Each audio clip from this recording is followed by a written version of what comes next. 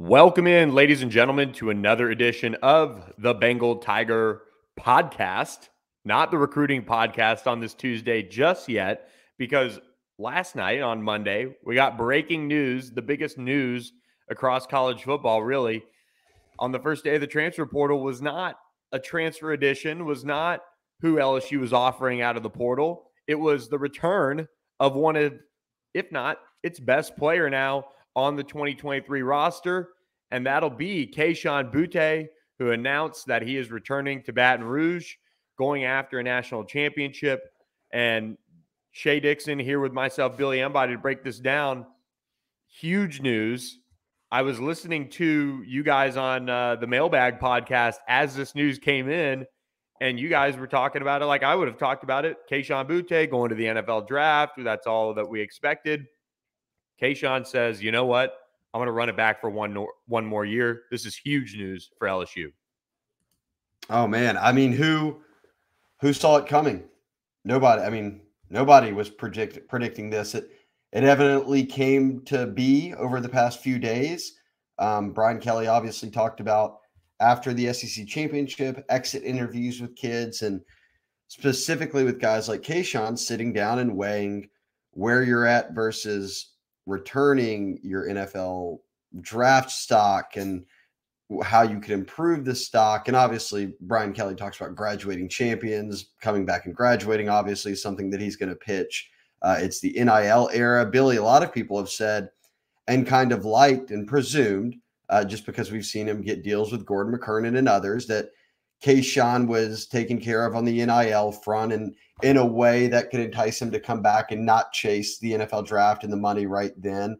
And I feel like people think, oh, that's a good thing. Almost, I would rather them give guys on the team right now those NIL opportunities than go out and recruiting at a high school kid and give it all to an unproven commodity. So whatever it was, I think largely he knows he can improve his draft stock. I totally buy into what I think is, the reality, Billy, that he wasn't ever fully healthy this year. He definitely wasn't healthy to begin the year. He said it, that he wasn't at 100% yet. He just wanted to play. So to me, he looked a step slower at times. Honestly, I thought the Georgia game, when he caught that ball from Jaden Daniels and took it to the house, that looked like old Kayshon. So if that's a glimpse of maybe what he's got to come, then another year could suit him well. I'll tell you this. I mean, we hear rumblings of, is his draft grade slipping into the second round? Beyond that, which, I'd be surprised. There were mock drafts this week that had him in the first round. So, I mean, this is massive news for a kid who certainly could have positioned himself into being a top 50 NFL pick to come back for one more year, a senior season. And again, it's a surprise right now. It would have been a surprise to me at any point in Kayshon's career from the time he was a 5-star in high school and signed. I never thought he would stay more than 3 seasons. It just never registered as a possibility. So this is about as big of news on the NFL draft versus staying front that you can get. Yeah, 5-star coming out of New Iberia Westgate. And I mean, just a star in every way. That injury obviously is, something he wants to continue to recover and address. And like you said, get into better, not only playing shape, but just, be more explosive, be back to that Kayshon Boutte that we know, where he was setting records as a true freshman. I think for Kayshon, I mean, you can come back, I would imagine he's getting a mint in NIL money to return. And now that changes a lot of, maybe how LSU looks at the transfer portal. You got to feel a lot better about where your wide receiver room is. We're just in now day 2 of the transfer portal. We'll see if LSU loses any receivers, but Kayshon Boutte didn't even lead the team in receiving. That was Malik Neighbors. So this is a massive, massive deal. And another thing with the NIL, he can go get a really nice insurance package too, just to protect himself on that front too. So kudos to Brian Kelly, kudos to Cortez Hankton, and everyone involved for getting Kayshon to come back. Whether or not Jaden Daniels leaves, whether or not Garrett Nussmeier leaves, or they all stay or whatever, whoever's throwing the passes next year just got a huge upgrade because this was so unexpected. If Malik Neighbors is back, Brian Thomas is back, all those guys, I mean, you're looking at, I mean, I would probably guess, and I haven't looked ahead to what the rosters look like, but you're looking at probably the best receiving core in the SEC without a doubt. I was going to say Ohio State usually has a pretty good receiving core, but if you're going SEC, I would agree and say no doubt it would be the most stacked. And look, let's briefly glance back to try to give some more insight here. You mentioned Kayshon's freshman year against Ole Miss. He sets a single game single game receiving record. I think, what did he have in that game? Was it over 300, 200 something yards? I don't know. But it was the single game record. But that capped off an amazing freshman year. 45 catches, 735 yards, 5 touchdowns, averaging 16.3 yards a catch. He put himself then, Billy, firmly on the map of this is what a 5-star looks like. LSU put him on the field immediately as a freshman. He produced. He comes out in 2021 as obviously wide receiver number 1 yet again. 38 catches, 509 yards, 9 touchdowns. That was through 6 games. He played half the season because he got injured, and that injury is the one we're talking about that took him so long to recover from. Those were gaudy numbers. I mean, putting up over 500 yards and 9 touchdowns in 6 games put him on pace to be one of the best receivers in the country, most productive, certainly. Then this year, you look at 48 catches, 538 yards, 2 touchdowns. One of those touchdowns coming in the final game of the year. He was well under 400 or 500 yards entering that game in the SEC championship. So the production wasn't matching what was normal Kayshon Boutte. And I know there can be reasons for that in different ways, but again, I think that he can improve the draft stock, Billy, by having better numbers on the field next year, being healthier, showing he's the true Kayshon Boutte that everybody knows he is. And again, graduating, buying into Brian Kelly's program. I mean, there are so many things you can take away from this that other guys will see. Hey, if Kayshon came back, maybe I should come back. And I'm not just saying guys in this class. I'm saying younger guys on the team too will see, hey, Kayshon came back for his senior year. It's not a given that I just need to leave here in 3 seasons. And Kayshon talked about wanting to win a national championship. He obviously joined the team the year after 2019. So this is big. I never saw this one coming. And boy, if you roll out that same receiver crew you had this year, but everybody's a year older, obviously Jere Jenkins is a senior, so he'll move on. But it's about as talented as you can get.